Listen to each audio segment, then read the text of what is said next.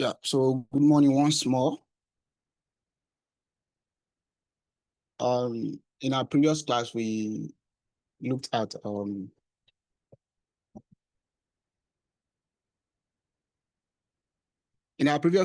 we introduced core NodeJs. So we looked into the NodeJs core modules, how NodeJs is built and how it operates. So today, we'll be looking at NodeJs inbuilt modules.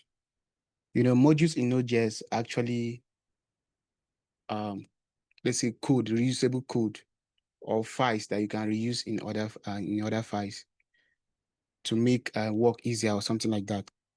So Node.js has its own built-in modules that you don't need to install. Once you have Node.js installed on your machine, you have access to those modules to work with.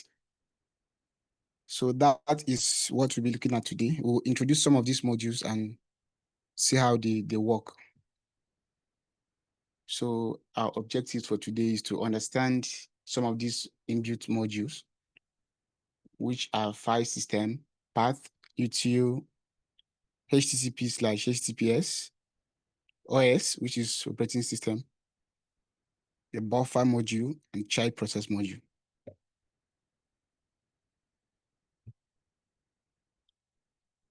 So we start with the file system. And under file system, we have concept, the file system concept, writing, we learn how to write to a file. We learn how to read from a file and stream large files. Most of us already know all these things, but we just revisit them and see how we can actually carry out all these activities using these modules. So what's the concept behind the file system module? So essentially, Node.js comes with a set of core modules. Let's say JavaScript libraries built into the runtime itself. So you don't need to install anything. Everything is built in. So if you want to use it, you just import it and use without doing any other thing. So the advantages of these modules are they are highly performant. No installation is required.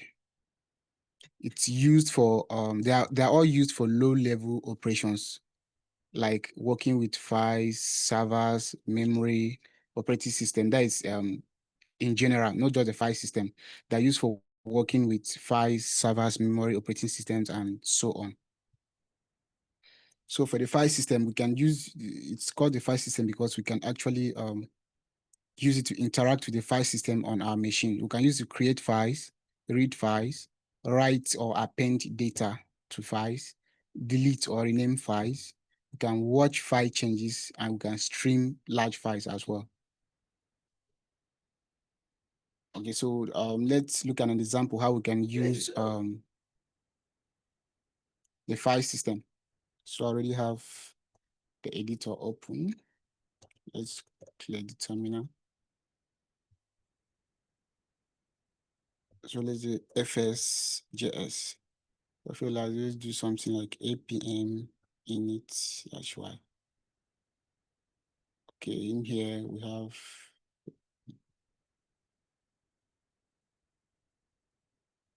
let's add the type.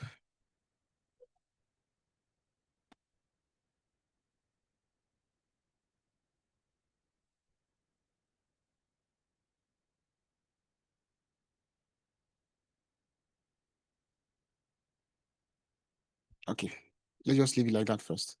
So looking at the file system, first of all, we're going to be learning how to write to a file. Then we'll read from a file. Then we'll see how we can even stream large files. So writing to a file, all you have to do is import the fs module. So you can either import it or require it. So if you require it, that's the common JS way of importing it. While ESM, you use the import keyword to import modules, to bring in modules into your files to actually get access to them. Or if we're using CommonJS, in this case, we're using CommonJS, so we can do something like const fs const actually. Const fs is equal to require node fs. I love doing this one so that I can be able to distinguish between node modules and other modules. Maybe you are bringing fs from another place, or you don't want to get yourself confused.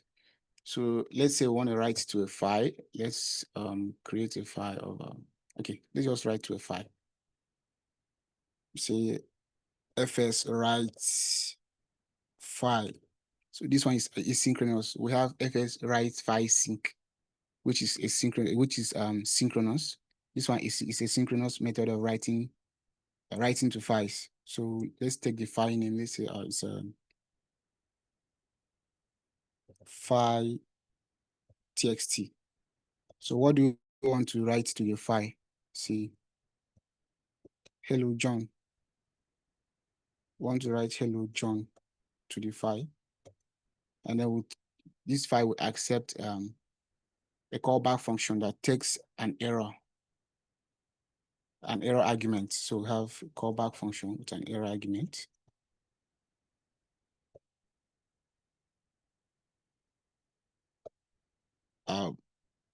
Error parameter, sorry about that, it's an error parameter. Then we'll bring it in here. So first of all, check for errors before we can, in order to know that we've written to the file successfully. So if there's an error, we throw the error.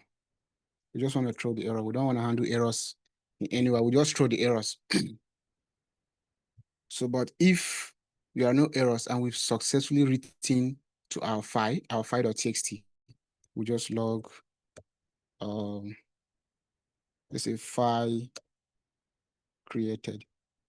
So we can go ahead and run our file here, execute our code node fs.js. Then we'll see file created, and then our file will appear. So what this module does is, if a file does not exist, it will create the file before writing to it. So what if a file exists, let's say hello Kent. So now we already have our file, and then we run this. Then we are seeing file created here, but then we already have our file. If we open it, what we see is hello Kent, because the file already exists. So it's checking for the existence of the file. If the file doesn't exist, it will create one and then write to it. So this is basically how we can create. So right here, this is how we can create, or maybe you want to write to a file and then do something else after writing. If there's no error, you do that here. So this is basically what we are doing. So writing to a file is very simple. So there are other ways you can do this, but basically, this you can even do something like sync fs write file sync. This one is synchronous. It is not asynchronous. So it will block the thread till if the file you are writing to, if the data is like much, it will have to take time before completing, and that whole time the thread will be blocked and other operations won't be carried out till it's done writing to the file. So that is the reason why it's good to use the asynchronous method, especially in production environments. So we've written to our file. So we want to go ahead and basically read our file. So we can even do something like, after writing to our file, we want to read from it. So we say fs read file. If you take the file name, so we can even extract this and say const file name is equal to file txt, like this. I'm passing the file name here instead of magic strings. Then what we want to do is we want to read from the file. We pass in the file name, the file we want to read from.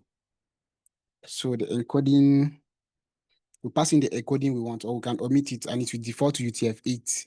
So if I do something like this, or this JavaScript, so passing a callback function. So this callback function will take in two parameters, error and data. That is the data we want to read from the file. So if there is no error, so if there's an error, we just want to, if error, we just want to throw the error.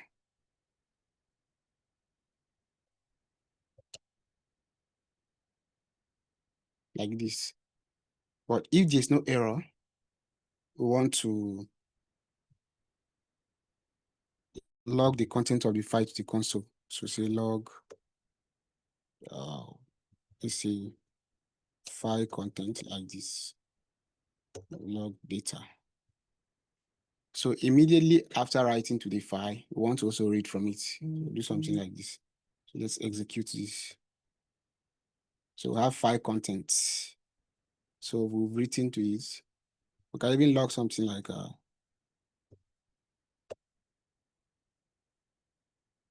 written to file. Then we can come over here and do this. But as you can see, the file content here, it's in form of a buffer. What we have here is binary data. Now, if you check ASCII, you will see that 48 here. Okay, let's check. Let's quickly check. I just want to show you something quickly.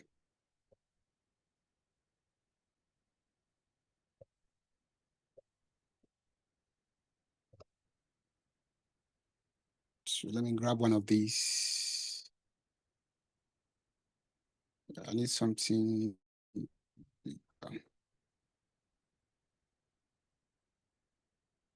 Yeah. So here we are.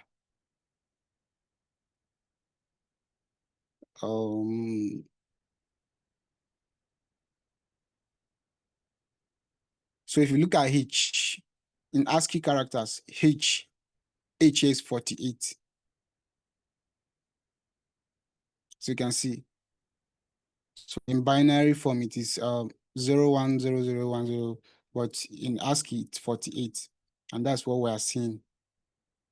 H and E. The E, the small letter E is 65. So if you come over here and look at what we have here, we have 48 and 65. That is capital letter H and small letter h. But what if you want to see this in a human readable form? We do something like to string. Then you can go ahead and run this. So we have hello Kent. So we can even pass an encoding here. Or if you don't want to do it there, you can pass an encoding here. And then you see UTF-8 like this. So we have our data. Let's run this once more. And we have hello Kent. So this is UTF-8. And we can do base 64. Base 64. We want it to be encoded as a base 64 string. Like this. Okay. So if you run this now, what you'll be seeing here is a base 64 string. So we can even do UTF-16, which is an extension of UTF-8. UTF-16 is invalid encoding. Okay, is it UTF-16 or does NodeJs doesn't? I don't know why it's showing an error. Okay, but that's basically it. So you can specify the encoding here, or if you don't want to specify it there, you can basically do it here. See, to string, and you can pass the encoding. I can say base 64.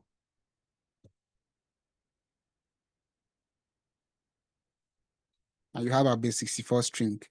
So if you don't want to do that, and you don't want to have it as a binary data, what we do here is say UTF-8. and you have it in a human readable form. So this is basically how to read files and get its content. So moving on, we see how we can basically stream files. So file streaming is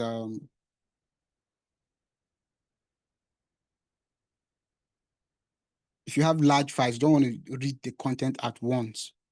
You don't want to like run out of memory, or it depends on how the capacity of your system. You don't want to cause issues. You just want to stream the file. You want to read the file in chunks.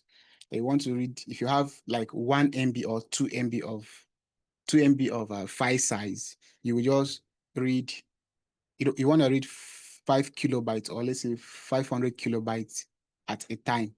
So you read 500 kilobytes and then you read another 500 kilobytes like that. You don't want to overflow your memory or something like that. So if you have data like 1 gig or 2 gig, it's almost impossible to read it at once. So you stream it. So you'll be reading it chunk by chunk. So let's see how we can you create a read stream. Uh, um, so let's say we have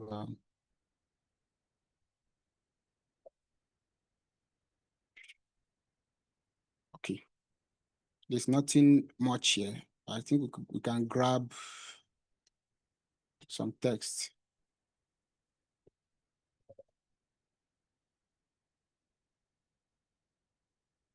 Let's grab some dummy text and use it to.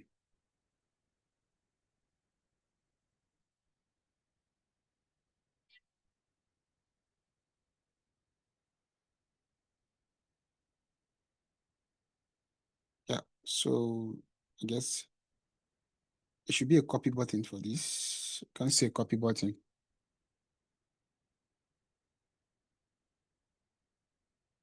Okay, let's just copy it the old way. Do it the old way. Grab this.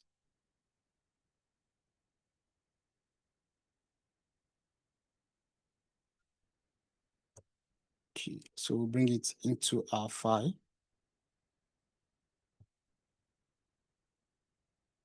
So we now have 299 lines of text. I don't think this is large enough. Okay.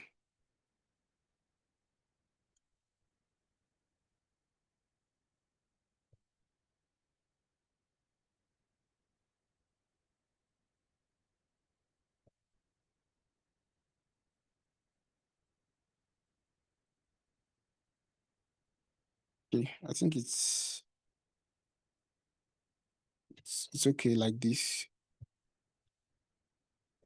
Okay, so we'll stream this file instead of reading it once. Just comment this. And what we do is we create a read stream. So const read stream is equal to fs create read stream. So where do we want to, which file do you want to create the read stream? Let's say it's a file txt, or it's just passing the file name. File name. So now we've created the read stream. So we want to stream the data. So read stream on data. We'll grab the chunk, grab each incoming chunk, and we'll log the chunk to the console. So log something like received chunk. So if let's go ahead and run our file once more. So as you can see, we're reading this file. If we read it about how many times? About we read it twice. First one here, second one here. So we can even say chunk to string. The to string method default to UTF-8 encoding. So if you do this, and we'll go ahead, can see we have, wow, this is a lot of data.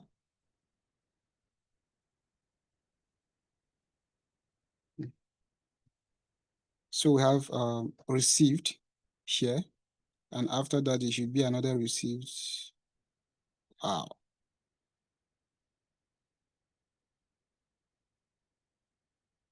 So it should be somewhere. But this thing is too long. Maybe the receive is somewhere down below.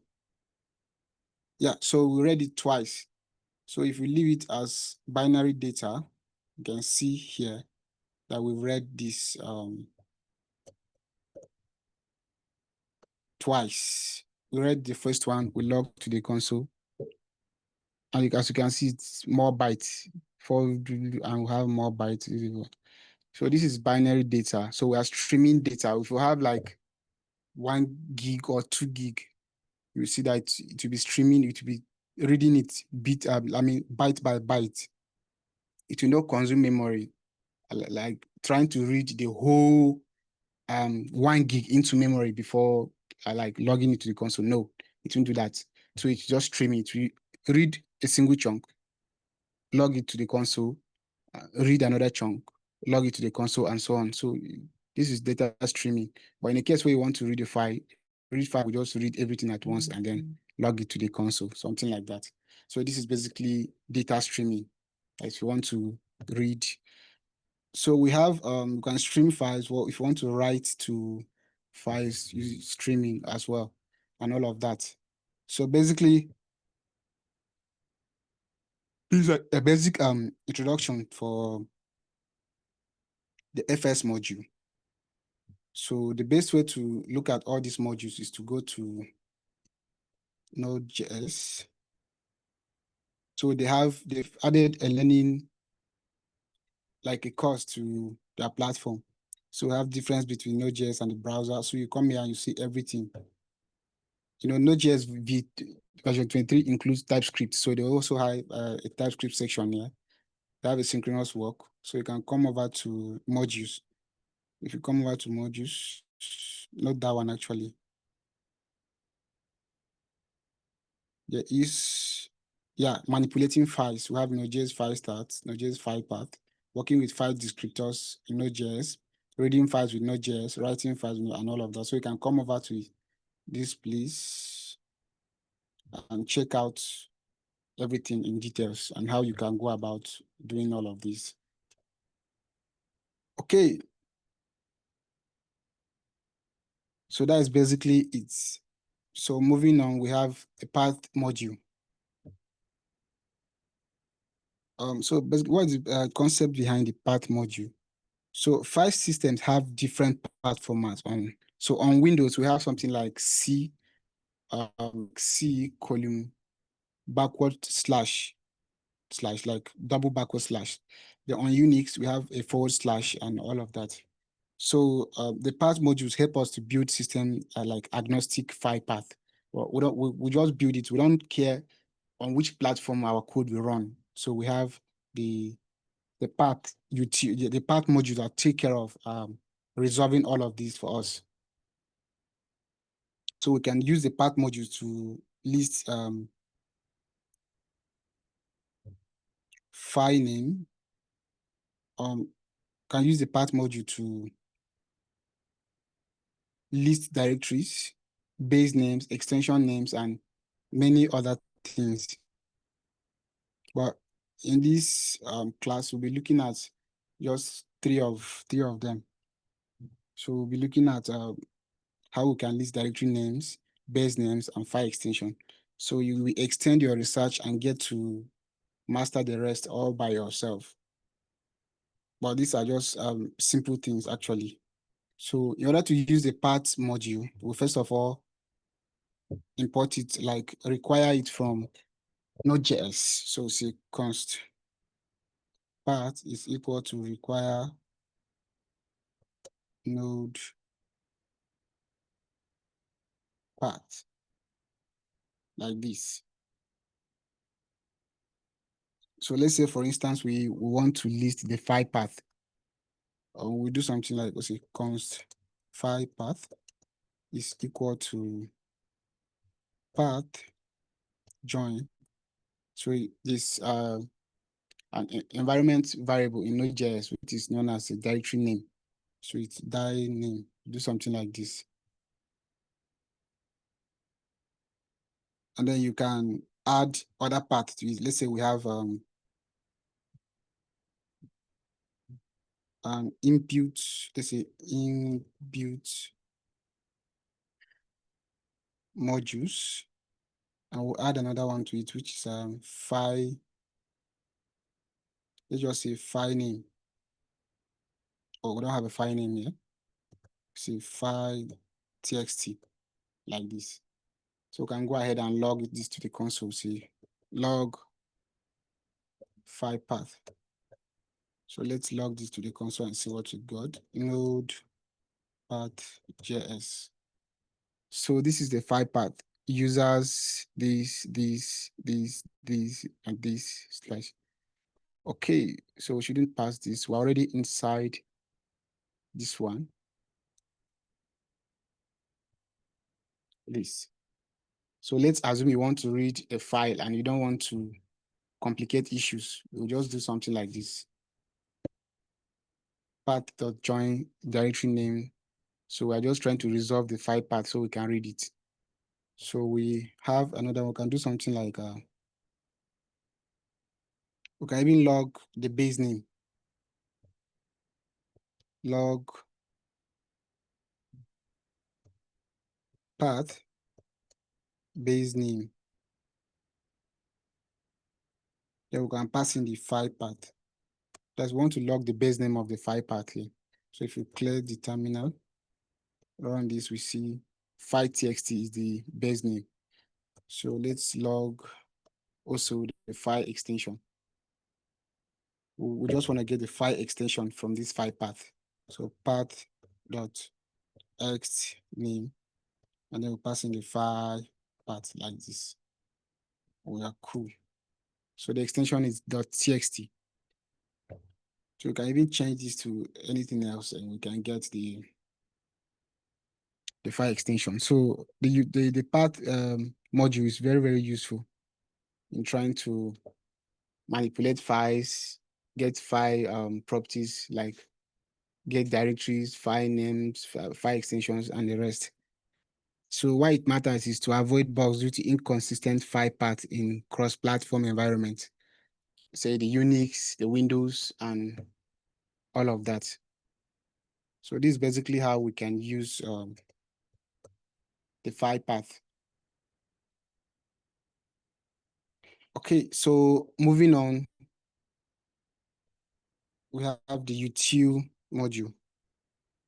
So the Util module provides utility functions for one, converting callbacks to promises, inspecting objects, and inheriting from built-in classes. But the one we'll be looking at here is actually, I already said it in our previous class. So let's create a new file, which is util.js. Now we require util, because util is equal to require node util, like this. So also let's use it with the fs module, because fs is equal to require node fs. Okay, node fs. So let's say we don't want to read, we don't want to use callbacks in reading files. So what we do is we convert this to a promise.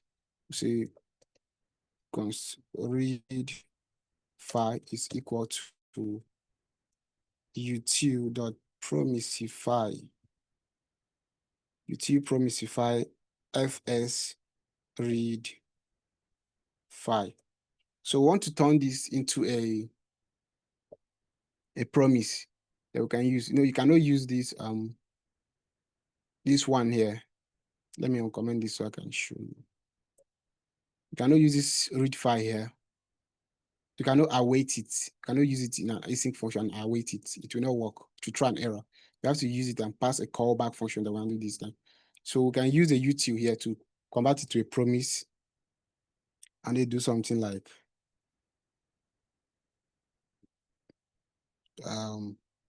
we could do something like read file. They will pass in file.txt.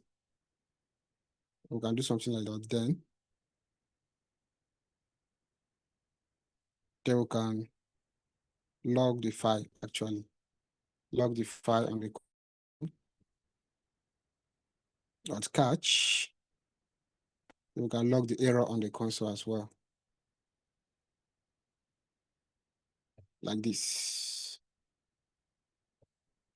So now if you go ahead and run node util.js, you can see that we have our data in binary form on the console because there is no error.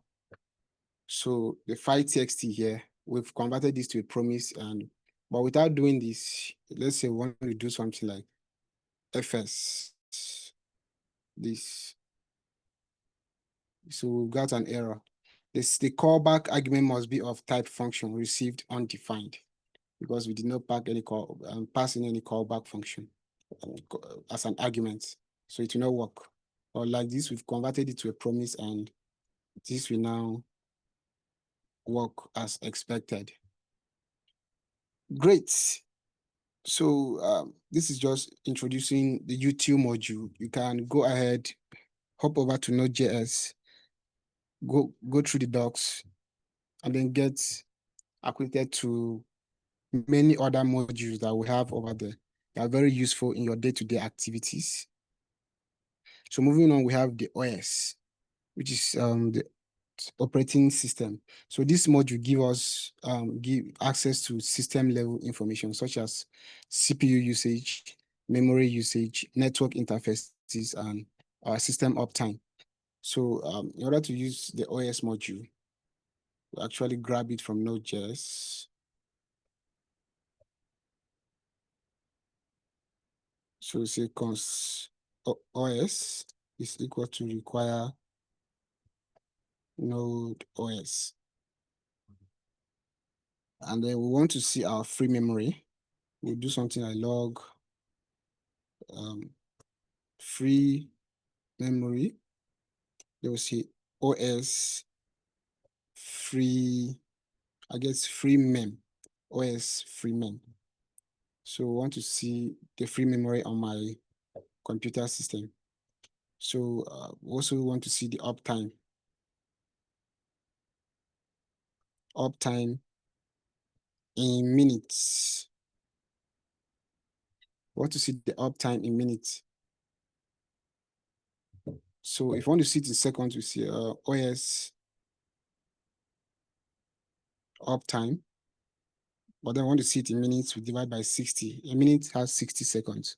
We divide by 60. And we can also see CPUs. Yeah. CPUs. Because OS CPUs.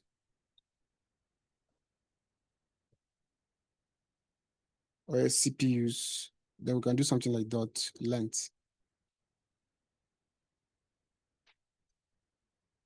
So let's go ahead and run our OS file, node OS.js. So the uptime is 96.45 minutes. The free memory is I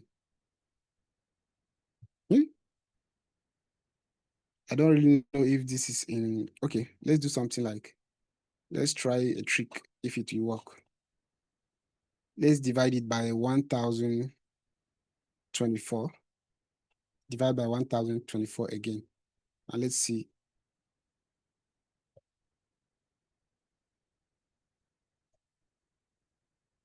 Okay. Free memory is it once or twice? This should be I don't know. I've forgotten if the free memory is in gig or okay, that's by the way. But this is my free memory. I don't know what this big number is. And then the uptime is 97.316 minutes. And I have 4 CPUs. Wow, that's great. I have 4 CPUs. And now we can see if you want to work with a person's machine or anyhow you want to do it, this is how to get access to it. So you can check out the operating system module and see other methods as well that you can use to accomplish many other things. So this is great. So I've been up for 97 minutes. Wow, that's actually about an hour, 30 something minutes or so. Yeah. So we can do something like 60 once more. And then I've been up for 1.6, 1 hour and something.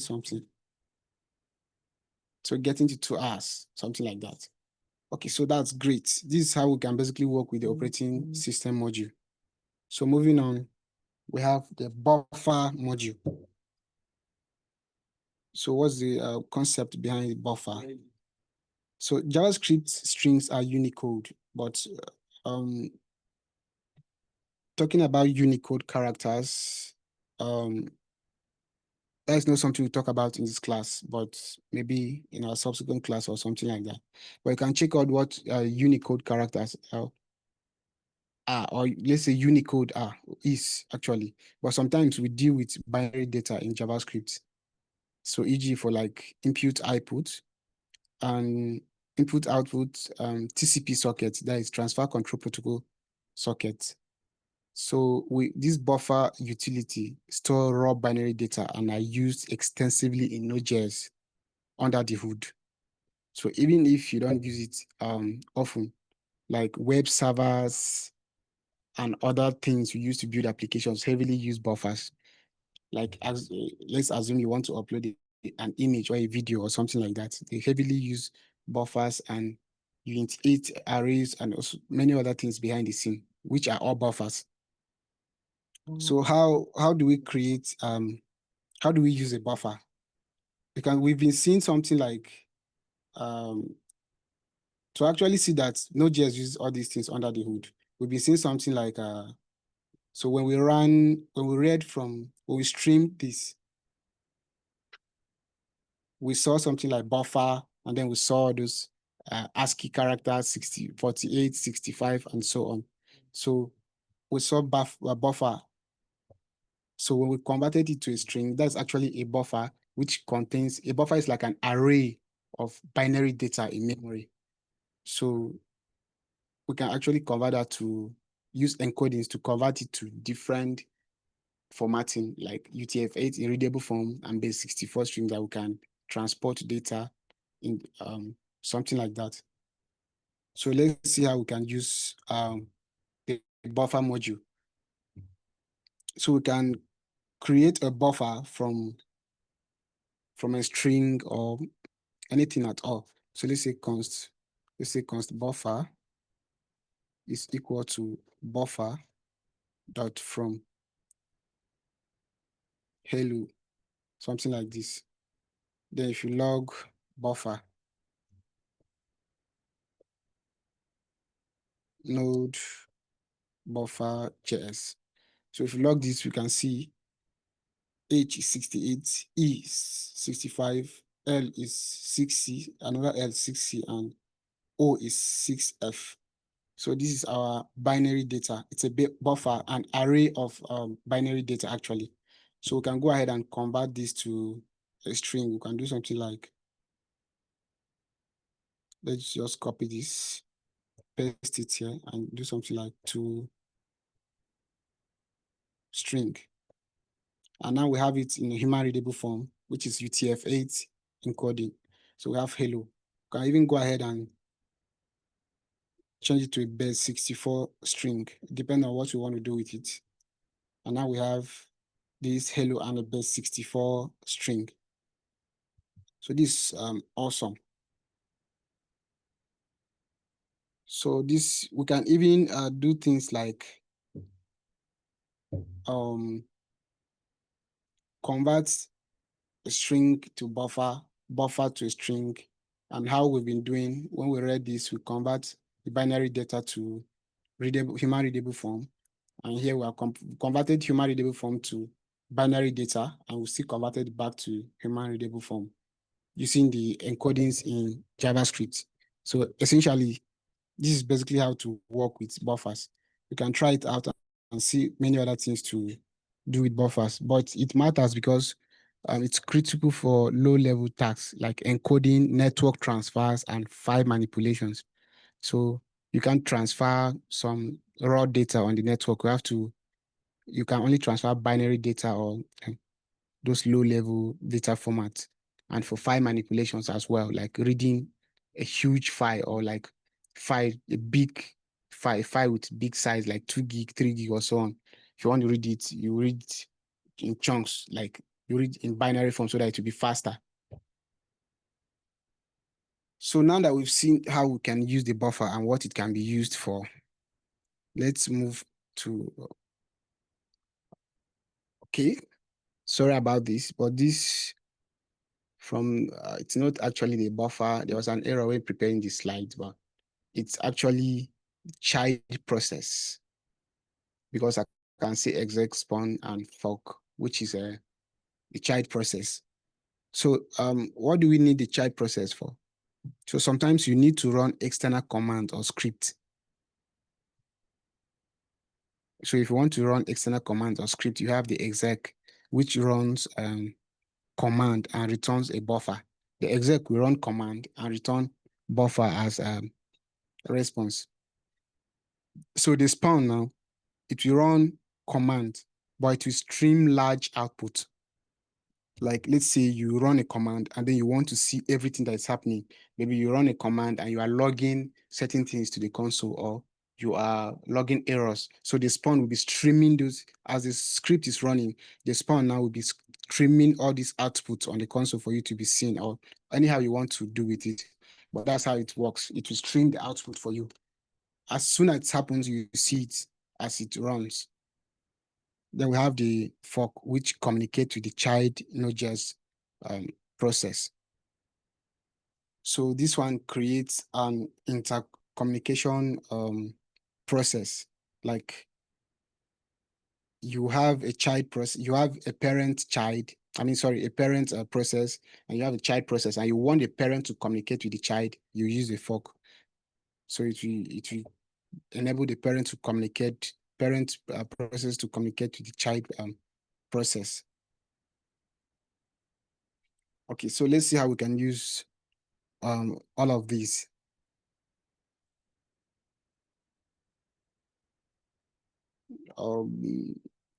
Most of the times you don't even need these ones, but in case for people who want to child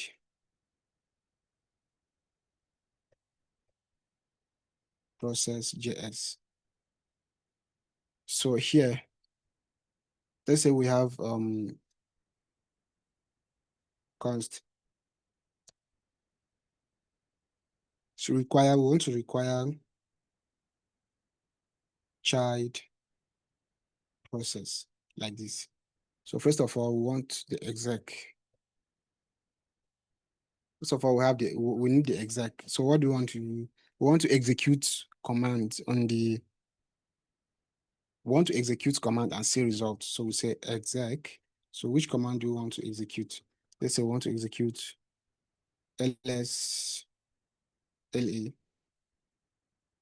and then we pass the callback function with error and std out like this. Like the standard output. So if there's an error, if error, we want to return console error. But if there's no error, we'll just log std out like this. So let's run node child process JS like this. As you can see, instead of doing something like ls la, you can see this the same output with this. We just maybe you are writing code and you want to execute this, get some output and operate on that output or something like that. So this will do it. We bring, then we immediately have our output. So we can do something else with the output inside of this function. So we can also use the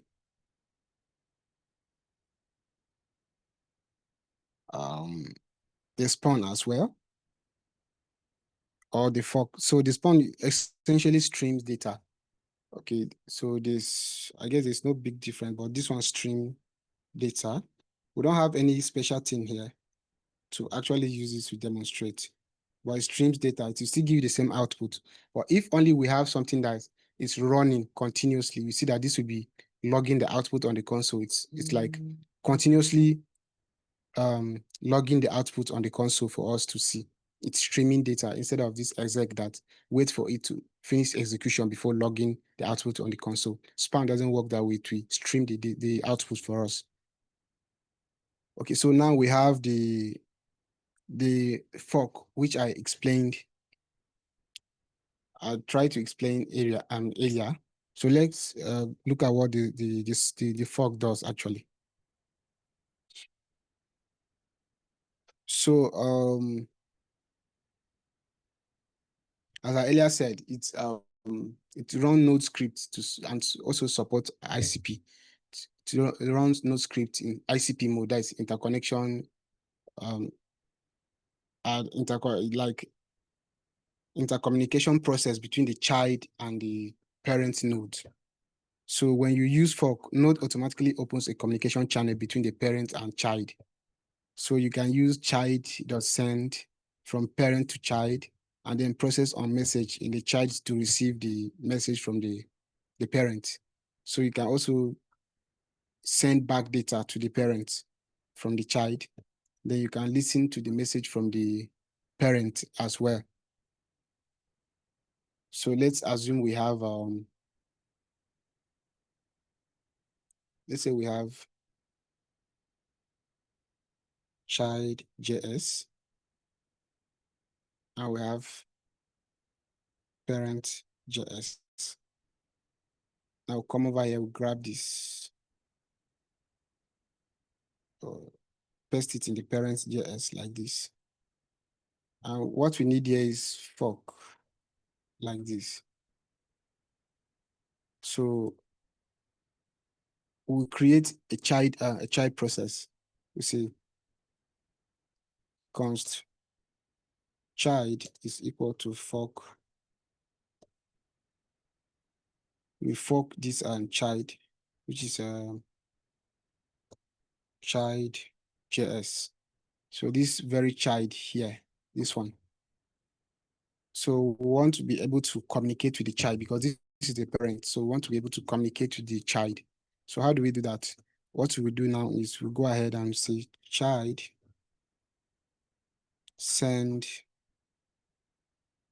and then we send, let's say, hello from parent like this. And then child on message, we say, we also want to receive messages from the child. So we'll do something like child on message. Take in a message. This. We see log parent received. Okay, let's say parents received. And then we log the message to the console. Message like this. So going to the child, we can do, let's just copy this, bring it to the child. Paste it here. Do away with this one. do away with this.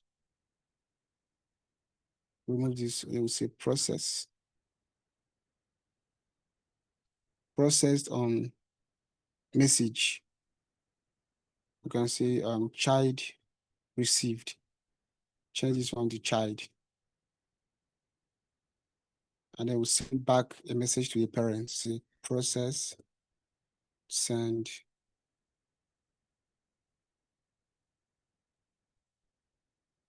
Hi, parents. Okay, let's say hi. Okay, let's say hi, parents. I got your message like this. So the file we execute is a parent, let's say node parent.js. So as you can see, you see child received hello from parent. Parent received, hi parent, I got your message. So as you can see, we've created a channel for the parent to communicate with the child. So if you come over to the parent.js, you can see the child here. We fork the child. Here's the child. So we say child will send the message to the parent. And the parent received the message. Parents received the message. So we also send the message back to the child, hello from parents. And the child here received the message. Child received message sent from the parent, and it also sent the message back to the parents. Hi parents, I got your message, and here we are. So it's still running. You need to stop it like this. So this is essentially how the fork works. So if you want to communicate, you want a parent to communicate with the child, the parent process to communicate with the child process, you use fork to accomplish that. Great. So as we proceed, if you have any questions, you can go ahead and ask. Why I am moving on, if you have any questions, you can just raise your hand and we'll get to that. Yeah. So moving on, we have last but not the least, we have HTTP/HTTPS, which stands for Hypertext Transfer Protocol / Hypertext Transfer Protocol Secure. So the HTTP module lets you create a basic web server so you can handle route, send responses, and build APIs with it. So HTTPS is similar, but it's add encryption using SSL certificates. So how do we create a basic server using the HTTP module in NodeJS? So we can come over here and say http.js. And in this HTTP, we require the HTTP module because HTTP is equal to require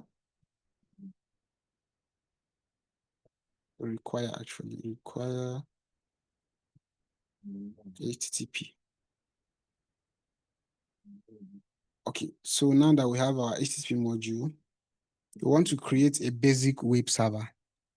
So we have http.create server. And this server takes in an argument, this create server function, or let's say it's a method on the HTTP module. So this create server method takes in an argument of a callback function. So let's pass the argument. So this callback function takes two parameters, request, response. So we have our callback function with two parameters, the request and the response. So we want to check if the request, we're not checking for the method actually. We're just using it for only to get things, not to post or put or update or delete things. We just want to get things from our server. So what we check for is if the request URL is exactly equal to /JSON. What do we want to do? We want to write res.write head. We want to write a response status of 200. And the content type will be,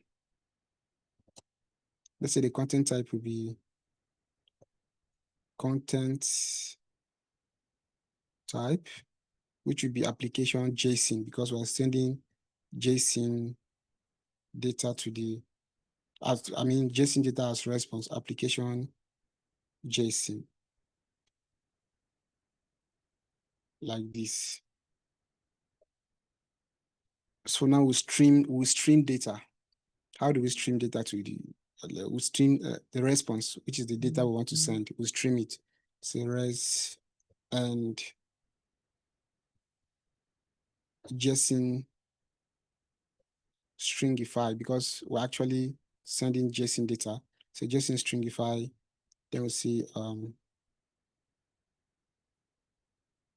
message hi from server, like this. Okay, so if it's like JSON, that's what we want to send. But if the endpoint is not /JSON, what do we want to send? Let's just copy this one here, bring it over, and change it to application. The content type should be text/plain, because we're no longer sending JSON, but we're sending plain text. So we'll come over here and say res.end, and the text should be welcome to our server, like this. Okay. So what's the error here?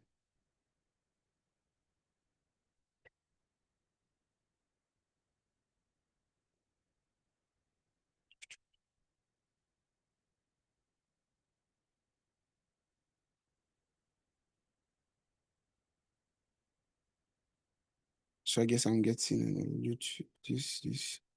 It's else, not elsely. Else, like this. And then we'll send this plain text. Then we want our server to listen on port 3000. Or listen, port, passing a port of 3000, like this. So after starting our server, we'll just see, we can change things, or we can just say log server running on port 3000, like this. So we can go ahead and start our server node HTTP JS. So our server is now running on port 3000. So if I go ahead, so I just want to use Postman. There's no need to use Postman, actually. You can do this in the browser. You can come over here and say, okay, localhost 3000.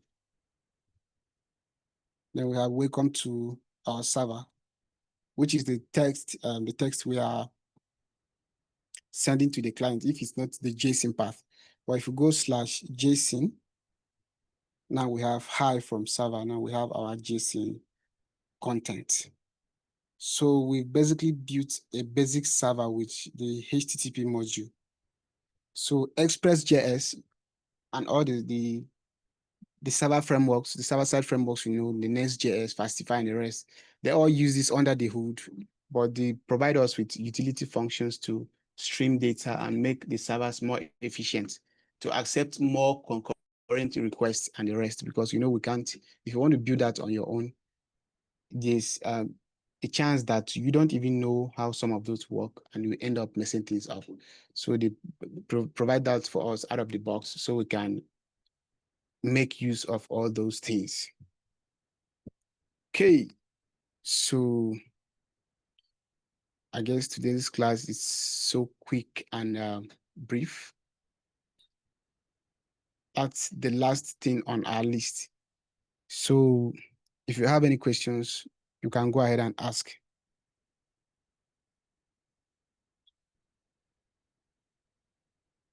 Any questions so far?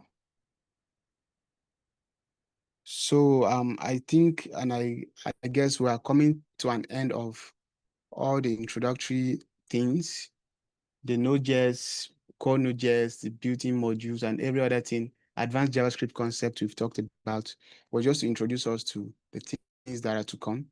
And in our next class, we start building actual software with JavaScript and Node.js without any server-side framework. And we'll make it, we'll standardize it to make it so that we see how all those things work under the hood before we introduce those frameworks. So before we introduce any framework, we'll first of all use Node.js to build this project and see how everything works without any framework. Then when we start using all these frameworks, we see the sugar they add to Node.js that makes life easier and simpler for us. So if you don't have any questions, we can call it a day. Thank you all for attending and paying attention.